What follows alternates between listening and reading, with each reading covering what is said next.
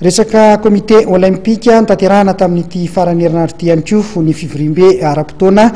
ny zareo mpikambana amin'ny komite olimpika nambaran'ny filohany ary Randrena Solinaiko sy teny fa dia mbola nakatoavy ireo federasionna ny fitantanany eo anivon'izany komite olimpika malagasy izany. Fivoriana anankiroa moa natao, ny anankiray ara-potoana dia ny anankiray tsy ara-potoana.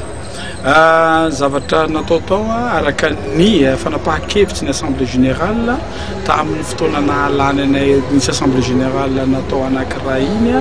izay nanovana ny mandat ny comité olympique ho efa taona zany tsy manaraka cycle olympique satria eto Madagascar matetika misy crise foana dia tara foana le élection dia iny nahatonga fanovana ny statut ny comité olympique malagasy. Vita tanteraka zany manana statut vaovao zany miandry validation internationale fotsiny ny comité olympique malagasy ary ny fanovana tao dia 100% avokoa. Zavatra anankiray koa nisy rapport zay tsy mety atao, rapport moral, rapport d'activité, rapport financier ary dia ny valide ny fédération rehetra 100 isanjato izany tatitra na ara moral na rapport d'activité na arabola izany. Ny lalao nosy manokana amin'izao fotoana izao ny fanapahan-kevitra rehetra nataon'ny kizy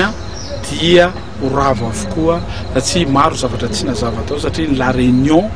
dia maro zavatra fanapahan-kevitra nataon'ny la réunion zay tsy nahafaly any Madagascar, tsy nahafaly any Maurice, tsy nahafaly any Seychelles sy Maldives ary Comore